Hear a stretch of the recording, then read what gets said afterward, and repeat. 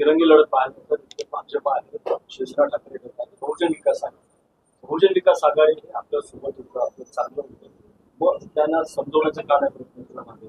बघा, आता आम्ही युद्धात आणि मैदानात आहोत. का समजवण्याचा प्रयत्न झाला नाही, ते कोण का समजले नाही, आता ते प्रश्न लागूच होत नाही. आता आम्ही आमचा उमेदवार, महायुतीचा उमेदवार कसा निवडून येईल, मोदीजींचा विचाराचा उमेदवार कसा निवडून येईल, डॉक्टर सावरांना मत म्हणजे थेट मोदीजींना मत, हे जे काही समीकरण आहे हे आमच्यासाठी लोकांपर्यंत पोहोचवणं गरजेचं आहे. कोण का आलं नाही, कोण आमच्यावर का बसलं नाही, हा प्रश्न आता त्याला विचारण्याचा उशीर झालाय. शिवसेना ठाकरे गटाने असं म्हटलेलं आहे की काहीतरी बी टीम आहे बहुजन विकास आघाडी. त्याचा हा प्रश्न तुम्ही त्यांना विचारला पाहिजे ना, ठाकरे गटाचे जे काही उमेदवार आहेत, कारण का ते स्वतः मुस्लिम लीगची आता बी टीम झालेली आहे. उद्धव ठाकरेची उभाटा, मुस्लिम लीगच्या तोंडात जी काय भाषा आहे ती तशी भाषा उद्धव ठाकरेच्या तोंडातून आपल्याला दिसते. म्हणून उद्धव ठाकरे स्वतः पहिलं कोणाची बी टीम आहे, सी टीम आहे किंवा ढ टीम आहे हे पहिलं उद्धव ठाकरेंनी तपासावं आणि मग दुसऱ्यांवर आरोप करावा. सर, पण आमदार हितेंद्र ठाकूर असं म्हणतात की भारतीय जनता पार्टीचे वरिष्ठ नेते आहेत ते आमचंच ऐकतात, असं असताना हे कितपत योग्य आणि कितपत खरं याच्यामध्ये आता कोण कोणाचं ऐकतं हे विचारायला मी काय त्यांच्या घरी गेलेलो नाही. पण हे माझं असं मत आहे, सर, निवडणुकीच्या वेळेला हे असं बोलणार हे कुठेतरी तुम्हाला संशयास्पद वाटत नाही? कारण कुठेतरी आपण जर पाहिलं तर वसई विरारमध्ये लढाई तुमची कोणाशी आहे, फक्त युटीव्हीला बोलून चालणार नाही. तुमच्या विरोधात बहुजन विकास आघाडी सुद्धा, तर ते असं म्हणतात की तुमचे आणि आमचे मैत्रीचे संबंध आहेत. त्याच्या बाबतीत तुम्ही काय बोलता? वैयक्तिक संबंध आणि राजकीय लढाई याच्यामध्ये जमीन आसमानचा फरक आहे. महाराष्ट्राच्या राजकारणाची एक परंपराच आहे की आम्ही प्रत्येक जण आपले वैयक्तिक संबंध जोपासतो. आम्ही काय वैयक्तिक भेटल्यावर एक दुसऱ्याला सुऱ्या काढत नाही, समजलं ना. तुम्ही कसे सगळेजण आपल्या आपल्या स्टोरीसाठी पळता, पण संध्याकाळी किंवा दुपारी एकत्र जेवता की नाही, हा तसंच आमचं आहे. वैयक्तिक संबंध राहिले एका बाजूला, पण आताची लढाई आम्हाला आमचा स्वतःचा महायुतीचा उमेदवार आहे, आम्हाला त्याला निवडून आणायचे आहे. जे वैयक्तिक संबंध जोपासायचे आहेत ना ते आम्ही 4 जूनच्या नंतर बघू. पण आता आमच्यासाठी भारतीय जनता पक्ष आणि महायुती, शिवसेना आणि सगळे घटक पक्ष एकत्र मिळून आम्हाला डॉक्टर सावरांना निवडून आणायचं आहे. त्यासाठी लागणारा साम दाम दंडभेद आम्ही सगळ्या गोष्टी करणार आणि आमचा उमेदवार निवडून आणणार. हितेंद्र ठाकुर ने एक इंटरव्यू में साफ तौर पे कहा कि 1 नंबर के लिए उनकी लड़ाई है, दूसरे और तीसरे नंबर के लिए आप लड़ रहे हैं. देखिए, हर कोई यही चाहेगा ना कि मैं 1 नंबर पे रहूं. आप हमको पूछेंगे तो हमारा नंबर भी एक ही है. अभी ये लड़ाई ही 1 नंबर के लिए है. अभी उनको लगता है अगर वो 1 नंबर है तो मैं उनको तो रोक नहीं सकता ना. आप यूबीटी को जाके पूछेंगे, उबाटा को, तो वो तो बोलेगा मैं 1 नंबर से, मगर पीछे से 1 नंबर है.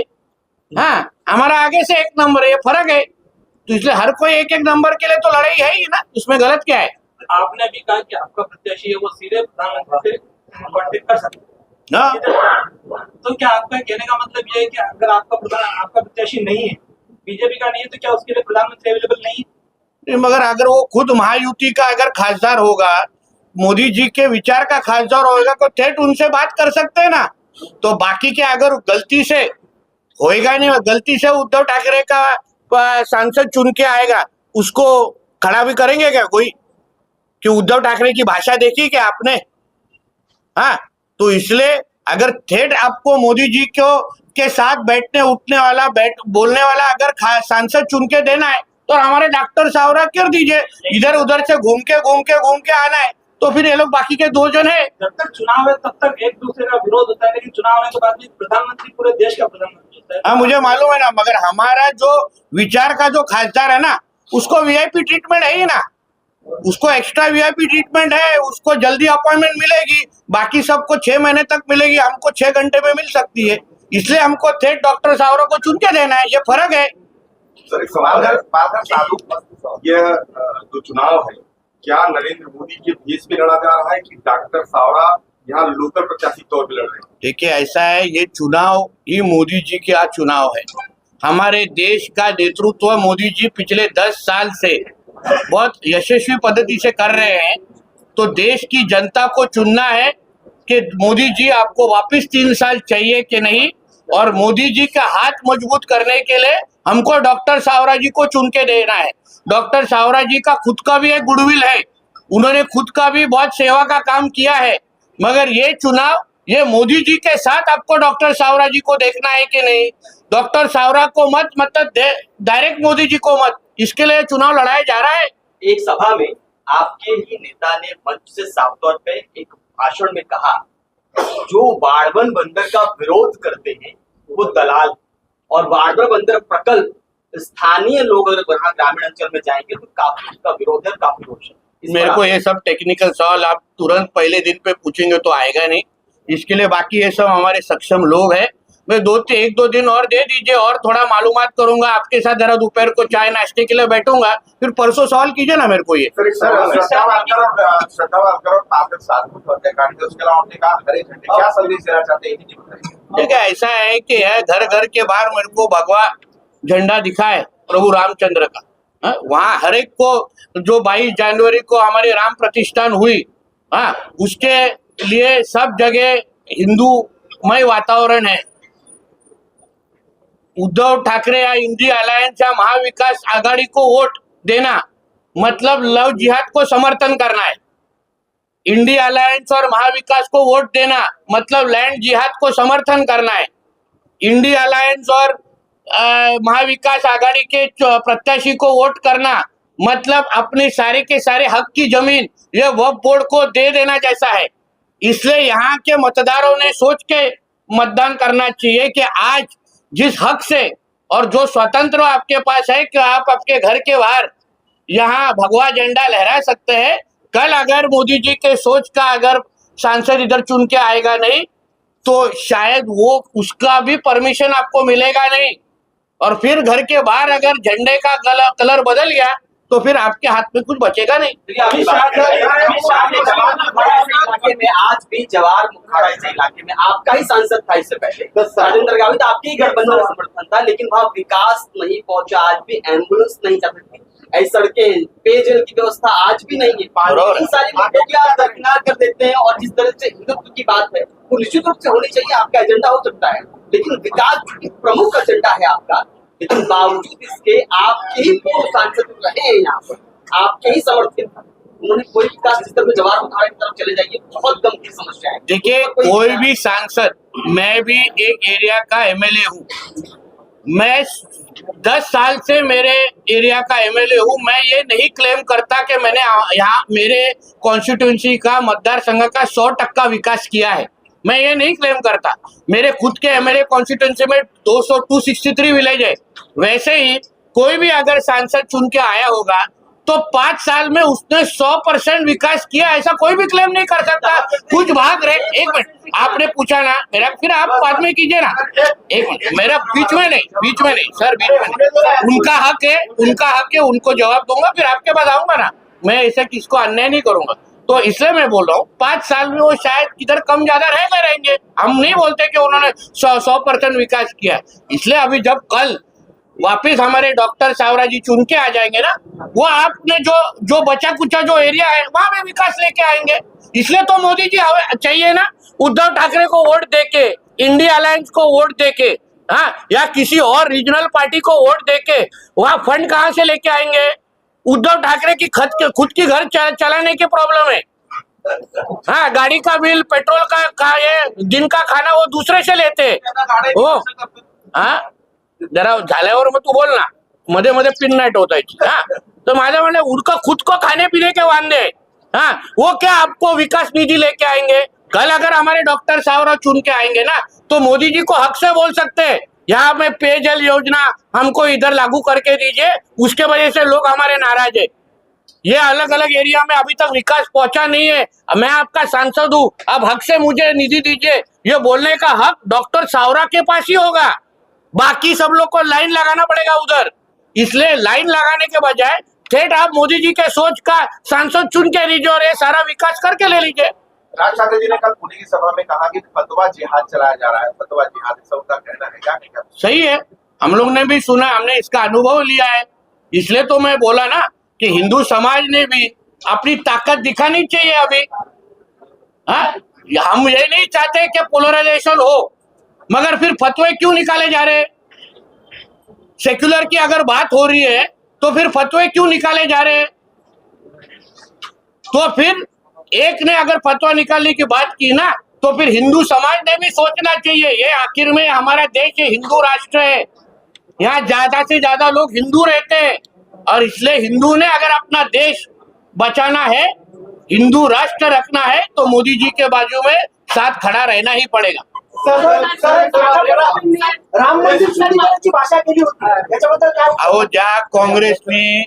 ज्या काँग्रेसच्या त्यांच्या नेत्यांनी रामाच्याच अस्तित्वावर प्रश्नचिन्ह केलं ना, हे असे आपल्यातले असलेले गद्दार, स्वतः नाना पटोले हिंदू आहेत हे कदाचित विसरलेत, धर्मांतर राजकीय झालाय त्यांचा कधीपासून, म्हणून त्याला असे प्रश्न विचारासारखे वाटतात। म्हणून या काँग्रेसवाल्यांना हे मुस्लिम लीग शिवाय दुसरी भाषा येत नाही। पाकिस्तानची जी भाषा आहे ना, तेच काँग्रेसवाल्यांच्या तोंडात आहे।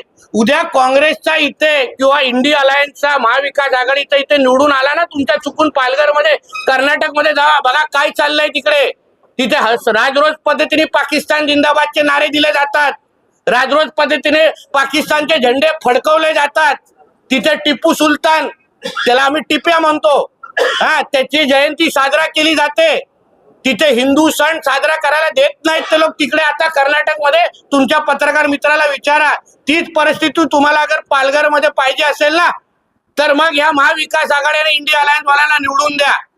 तुम्हाला हिंदू म्हणून, भारतीय म्हणून, एक राष्ट्रीय भक्त म्हणून, राष्ट्राला प्रेम करणारा नागरिक म्हणून अगर तुम्हाला भारतामध्ये राहायचं असेल, तुम्हाला तुमच्या सणासुदी, मग गणपती, हनुमान जयंती, राम जयंती हे सगळं साजरा करायचं असेल ना, मग डॉक्टर सावरांच्या समोर मतदान करा आणि मग अनुभव घ्या। सर, आप हिंदुत्व की बात आप लोग प्रचंडता से उठाते हैं। अभी आपने वसई की बेटी श्रद्धा मौके की बात करी, मैं जानना चाहूंगी और वसई की जनता भी जानना चाहेगी, क्योंकि वो वसई की बेटी थी, केंद्र में आपकी सरकार थी, राज्य में आपकी सरकार थी, अब तक वो कार्रवाई कहाँ तक पहुंची? कार्रवाई चालू है, एग्जैक्ट डिटेल लेके मैं आपसे बात कर सकता हूँ, मगर मैं आपको बोलूंगा कि हमको आगे जाके और श्रद्धा वालकर जैसे केस ना हो, इसके लिए हम लोग को हिंदुत्ववादी विचार की सरकार चाहिए। सर, एक एग्जाम्पल सेट होने के बाद निश्चित तौर पर वैसी घटना नहीं होगी ना, इसलिए तो उस तरीके की कार्रवाई शुरू है। कार्रवाई नहीं, एक मिनट सर, मैं 1 मिनट मैडम को बोलूंगा, फिर सर के पास आऊंगा ना। तो मैडम उसके हिसाब से जो कार्रवाई होनी चाहिए वो जल्द गति से हो रही है। आगे ऐसी किसी की हिम्मत ना हो, उसके लिए जो जो कार्रवाई की जरूरत हो हम सब करेंगे, आप चिंता मत कीजिए। मीरा रोड में आपके जितने पहले सर का ले लें। 10 साल से आपका युति का सरकार है महाराष्ट्र में। नहीं, अभी 2.5 साल हुआ। 2.5 साल अभी हो गया, 5 साल पहले था, 7.5 साल मान लीजिए। बीच में काली मांजर आ गई, काली बिल्ली आ गई ना उद्धव ठाकरे के नाम। तो हाँ, वो ठीक है। 77 साल देश को आजाद होके हो गया। स्वास्थ्य, सुरक्षा, बिजली, पानी, चारों व्यवस्था यहाँ मरमरा रही, कुछ है नहीं, सिर्फ पट्टा बांध के लाल हो रहा है बस। वसई विरार पालघर में, तो इसलिए तो हमको डॉक्टर सावरा को चुन के देना है। यहाँ सांसद थे, क्या किया जरा बता दीजिए, उस काम के लिए क्या किया है उन्होंने? किस विचार पर हम दूं? सिर्फ हिंदू के लिए वोट दूं? जनता पूछती है, मेरा सवाल नहीं है। यही प्रश्न फतवा निकालने वाले नहीं पूछते। आज तो रावण भी बोलता है कि काश में वो लोग जो फतवा निकालने के बाद बोलते हैं, साहब ऐसा है ना, आप हंस रहे, मेरे पास देख के हंसो ना, मजा आएगा ना। मैं नहीं हंस रहा, तो मैं सवाल पूछ रहा हूँ। आपको देख के बाकी कोई हंस नहीं रहा है, ऐसा है नहीं हंसने दो, तो मुझे इसलिए बोल रहा हूँ, जो आपका जो प्रश्न है ना साहब, ऐसा है ना, चिल्ला के भी उतना ही आवाज आएगा, कम बोलने के भी उतना ही आवाज आएगा। ऐसा कुछ बात नहीं है कि आप चिल्लाएंगे तो ही मेरे को प्रश्न चल जाएगा, कुछ नहीं है। मेरा भी आवाज का कोई, इसलिए मैं आपको वही बोल रहा हूँ। आपका जो चिंता है ना, इसलिए हमको इधर मोदी जी के सोच का सांसद चाहिए। ठीक है, हम ऐसे नहीं बोलते कि 100% विकास हम लोग ने इधर किया है, कुछ चीजें रह गई है, वो पूरी करने के लिए हमको वापस अपनी सोच का सांसद इधर चाहिए। सर, आप मीरा रोड इधर में आपने कई बैक टू बैक 3-4 विजिट किए थे, उसके बाद लैंड यहाँ तक कई कैप्टन भी लिए थे, उसके बाद आपके ऊपर मामला दर्ज होने के बाद हाई कोर्ट गए लोग और मामला भी दर्ज हुआ है, क्या कहेंगे उस बारे में? कोई फर्क नहीं पड़ता हेट स्पीच हमको, कोई फर्क, हेट स्पीच मतलब हिंदुओं की बाजू लेना, हिंदुओं का हक बोलना, तो उसको अगर हेट स्पीच गिना जाता है, उसके लिए अगर मेरे पास 4 FIR होता है ना, तो 50 कर लीजिए, मेरे को क्या फर्क पड़ रहा है। मैं हिंदुओं के हित में ही बात कर रहा हूँ। अगर हम हिंदुओं के हित में नहीं बात करेंगे, हिंदू राष्ट्र में रह के, तो फिर क्या पाकिस्तान में जाके बात करेंगे? मेरा हक है इधर के हिंदू के बारे में बात करना। जो मुझ पे FIR चढ़ाइए, कोई प्रॉब्लम नहीं, वो भी कोर्ट का जो आदेश है सब पालन करेंगे। मगर मुद्दा ऐसा है, जो इश्यूज हम लोग ने उठाए थे, जो लैंड जिहाद, लव जिहाद के जो इश्यूज हुए थे, उस बारे में कोई जवाब देने के लिए तैयार नहीं है। सब जगह वक्फ की लैंड ली जा रही है, सब जगह उधर लैंड जिहाद के नाम पे इंक्रोचमेंट हो रहा है, उसके बारे में कोई बोलने के लिए तैयार नहीं है। तो उसका पहले जवाब दे दीजिए। एक सवाल है सरकार सर, एक सवाल है, इसी 1 साल पहले सरकार ने जमीन एक्विजिशन बिल जो था वो नया लागू किया है सेंट्रल गवर्नमेंट ने, और बिना जमीन मालिक की अनुमति के आपकी जमीन को अधिग्रहण कर लिया जाएगा। इस पर आपका क्या कहना है? वो मेरे को इन्फॉर्मेशन लेके आपसे बात करना, सर अभी आप उसके बारे में मालूम नहीं है, तो लेके बात करना। काय करण्यासाठी आमच्या डॉक्टर सावरांच्या माध्यमातून बघा ना, जे जे इथले प्रश्न आहेत विकासात्मक, आता इथे आता 1 मिनिट प्रश्न का जवाब तो दे दूं। इथे जेवढे जे काय इथे शहरीकरण मोठ्या प्रमाणामध्ये झालंय, मोठ्या प्रमाणामध्ये वस्ती वाढले, त्यांच्या नागरी सुविधा 18 प्रकारच्या नागरी सुविधा असतात, त्याला त्या पद्धतीची नागरी सुविधा, पायाभूत सुविधा देण्यासाठी ज्या ज्या फंडची गरज आहे, ज्या ज्या नियोजनाची गरज आहे, सगळे नियोजन आम्ही योग्य पद्धतीने करू। जी आप कनेक्टिविटी है कार्यकर्ताओं की आपको सह निरीक्षक के रूप में भेजा है, लेकिन जो अभी तक की प्रेस कॉन्फ्रेंस में आपके उत्तर आ रहे हैं, मोदी जी की गारंटी का वाक्य संपूर्ण देश में स्लोगन के रूप में दौड़ रहा है। गारंटी मतलब विकास का। आपके पूरे प्रेस कॉन्फ्रेंस में विकास के मुद्दे पर कोई बात नहीं आ रही, इस पर विश्वास लोग कर रहे हैं।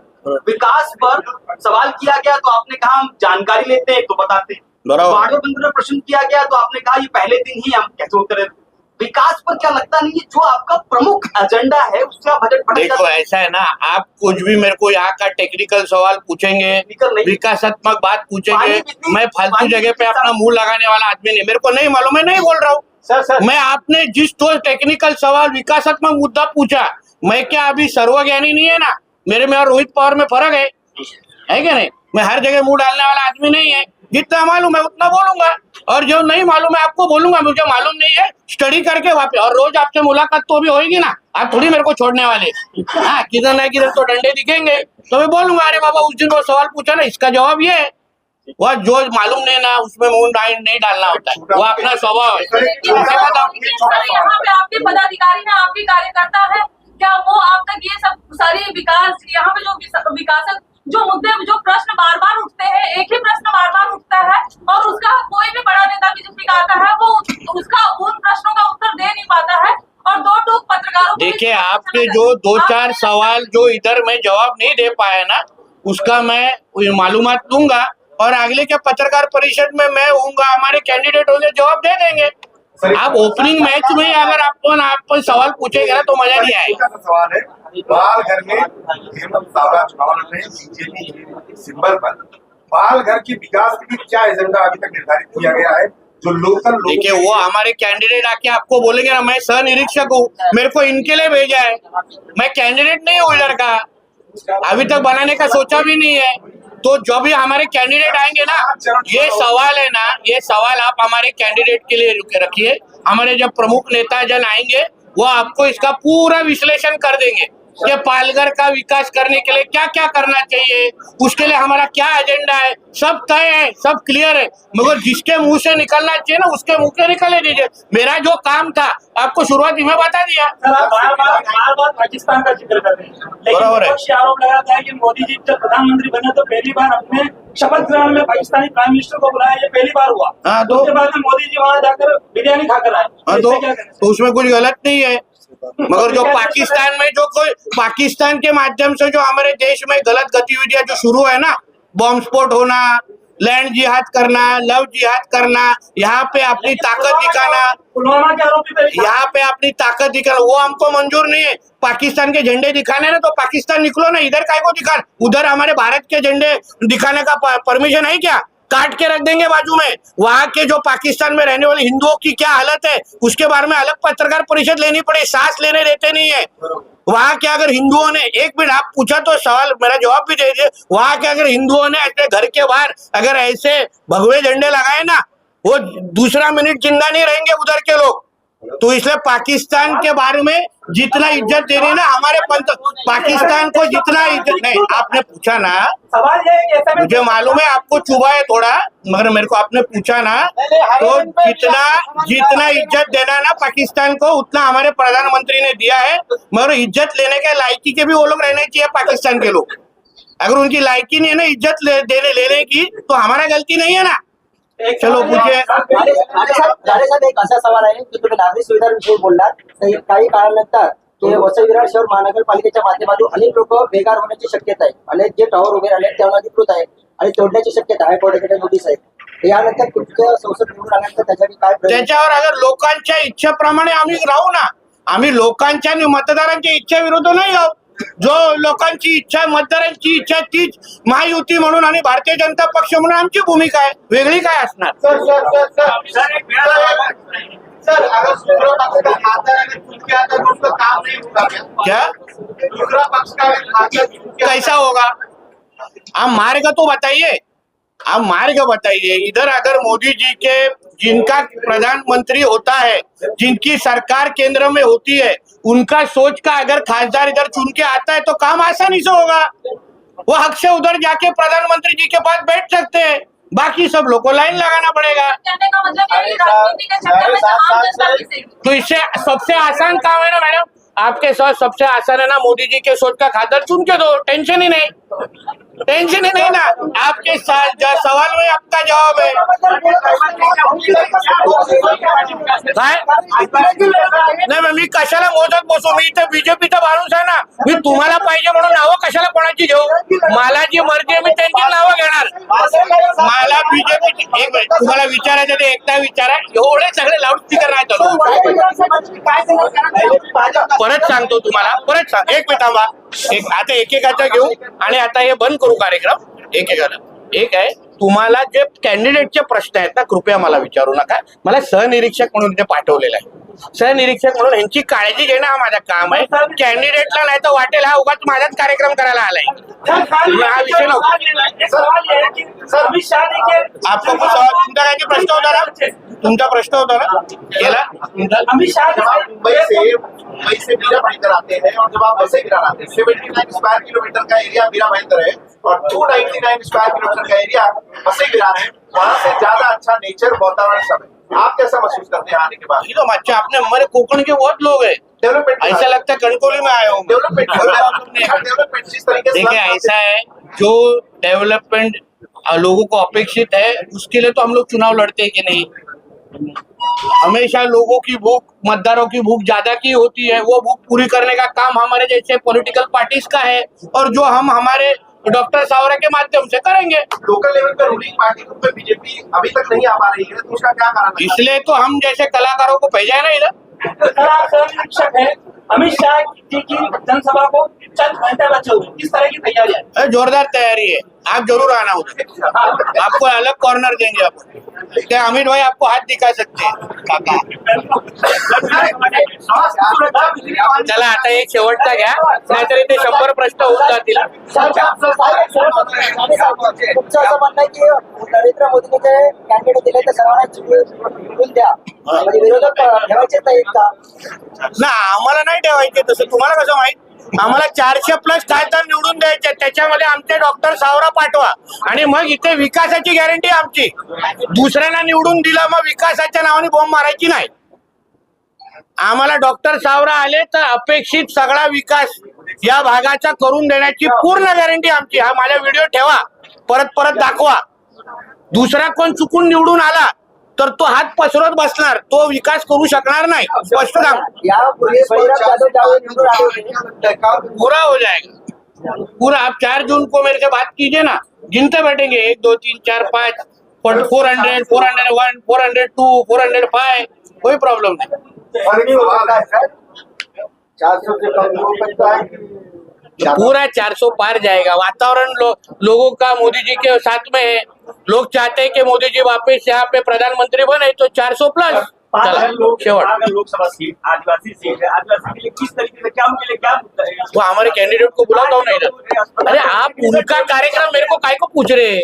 वो मेरा काम आपको कैंडिडेट के मुंह से पूछना चाहिए। पार्टी के लीडर है। पालघर का विकास करने का हमारे आदिवासी भाई होंगे, वो आदिवासी समाज होगा, अन्य लोग होंगे, सब लोग का विकास करने के लिए हम चुनाव लड़ रहे हैं। सर एक लास्ट सवाल है। इसलिए आपका जो आपको और टेक्निकल सवाल पूछ रहा है तो मैं कैंडिडेट को बोल एक सवाल है, पालघर जिला जो है ट्राइबल एरिया है, माइग्रेट वर्कर यहाँ काम करते हैं और छोटे कारोबार है। पेंडेमिक टाइम में सेंट्रल गवर्नमेंट ने इकोनॉमिक टास्क फोर्स बनाया था, तो वो महाराष्ट्र सहित पालघर में किस तरह से जो है इकोनॉमिक टास्क फोर्स ने काम किया है और अभी तक उसका जो काम है कहाँ तक पहुंचा है? अच्छा, आपने डिटेल सवाल पूछा है, मालूमात लेता और आपके साथ वापिस बैठ जाता। अभी आपने इतना एकदम हाई लेवल सवाल पूछा है तो हाई लेवल जवाब देना चाहिए कि नहीं? पॉलिटिशियन ही हाई लेवल है सब। तो फिर तो इसे हाई लेवल जवाब तैयार करने के लिए आपको टाइम देना पड़ेगा ना। मेरे को अचानक कैसे दूंगा आपको जवाब? चला चलो संपादन है। जय हिंद, जय महाराज।